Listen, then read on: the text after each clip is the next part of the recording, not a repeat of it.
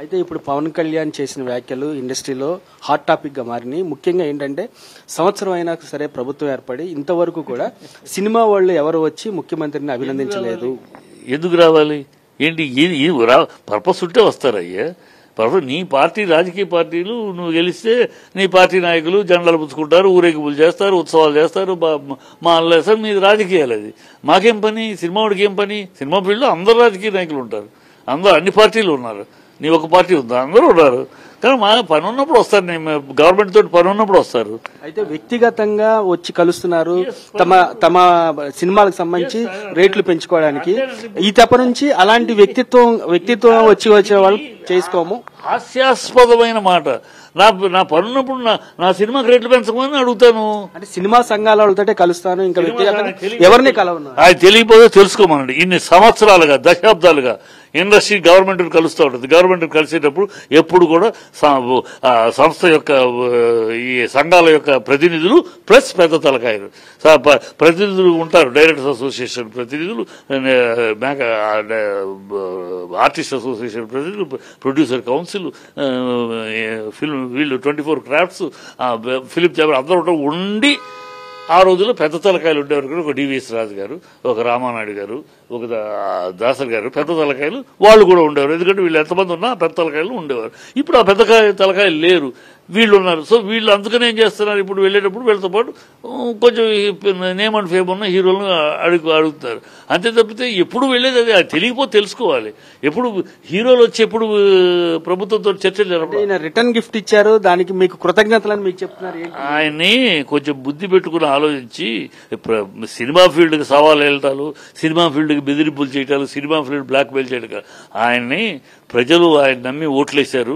ప్రజలు ఆయన నమ్మి మీ అబద్దాలని, మీ వాగ్దానాలను నమ్మి, మీ మోసపూరిత మాటలను నమ్మి ఓట్లేశారు.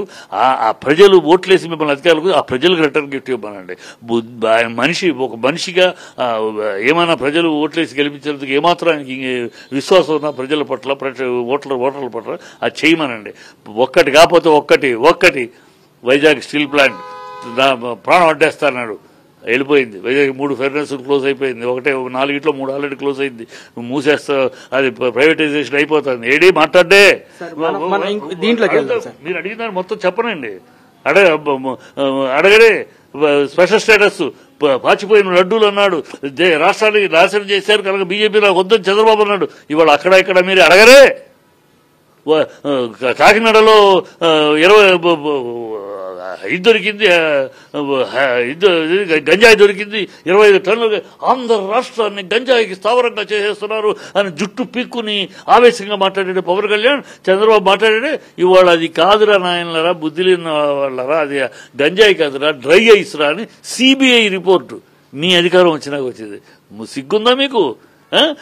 నిన్న దళితులు పిఠాపురంలో దళిత అమ్మాయి చదువుకుంటానికి వాళ్ళు వెలివేస్తే ఆ అమ్మాయి చదువుకుంటానికి వీధి దీపం దగ్గర కూర్చు చదువుకుంది పరీక్షలకి. నోరెప్పావా నువ్వు? తిరుపతిలో ఒక దళిత అమ్మాయిని రేపు చేస్తే నోరెప్పావా నువ్వు? ఎక్కడ పోయింది నీ నోరు? ఎక్కడ పిల్లలకి నీ హామీలు ఏమైనా? పిల్లలకి ఫీజు రీయింబర్స్మెంట్ ఇచ్చారా? పిల్లలకి నిరుద్యోగ భృతి ఇచ్చారా? 18 ఏళ్ళు వస్తే 15,000 నెలకి ఇస్తామని ఇచ్చారా? ఇంట్లో ఎంతమంది ఉంటే అంతమందికి 15,000 ఇచ్చారా? ఫ్రీ బస్ అన్నారు, ఇచ్చారా? ఫ్రీ గ్యాస్ అని 1700 కట్టమంటారా? అది ఫ్రీ అంటారా? వెళ్ళిన వాలంటీర్స్ మీరేం భయపడద్దు, నా ప్రాణం అడ్డేస్తాను, 5,000 కాదు 10,000 ఇస్తామన్నారు.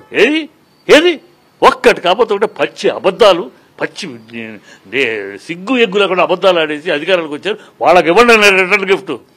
సినిమా ఫీల్డ్కి మీరే రిటర్న్ గిఫ్ట్. శిష్టాది గురువుగా మీరు సినిమా ఫీల్డ్కి మీరు శాసిస్తారా?